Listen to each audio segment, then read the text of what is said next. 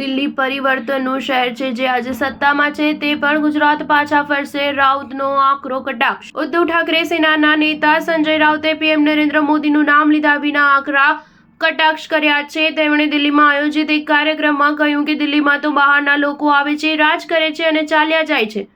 જો કોઈ વ્યક્તિ સ્થાયી રૂપે અહીં વસવાના ઈરાદાથી આવે તો તે આવું ન કરી શકે। આ પરિવર્તનનું શહેર છે, બહારના લોકો અહીં આવે છે, શાસન કરે છે અને પરત ફરી જાય છે। જે લોકો આ દિલ્હીની સત્તા પર છે તેમણે પણ પાછા ફરવું પડશે। કેટલાક લોકો રાજસ્થાન પરત ફરી ગયા છે અને કેટલાક લોકો મહારાષ્ટ્ર પરત ફર્યા છે। હવે આજે જે સત્તામાં છે તે પણ ગુજરાત પાછા ફરશે।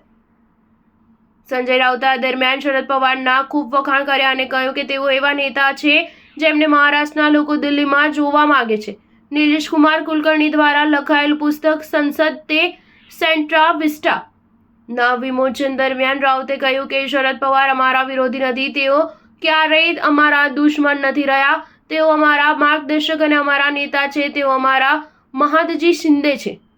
રાઉતે આગળ કહ્યું કે મરાઠા સામ્રાજ્યના સેનાપતિ દિલ્હીમાં કિંગ મેકર હતા અને તેમણે 2 વખત વિજય પ્રાપ્ત કર્યા બાદ અહીં શાસકોને નિયુક્ત કર્યા। જો કોઈ વ્યક્તિ સ્થાયી રૂપે અહીં વસવાના ઈરાદાથી આવે તો તેઓ આવું ન કરી શકે। વિશ્વાસઘાત અને ષડયંત્ર દિલ્હીમાં જીવનનો અભિન્ન અંગ છે। સંજય રાઉત દ્વારા શરદ પવારના વખાણ કરવા એ રસપ્રદ છે। એનું કારણ છે કે થોડા દિવસ પહેલા શરદ પવારે એકનાથ શિંદેનું સન્માન કર્યું હતું, તેના પર ઉદ્ધવ સેનાએ ભડકી હતી।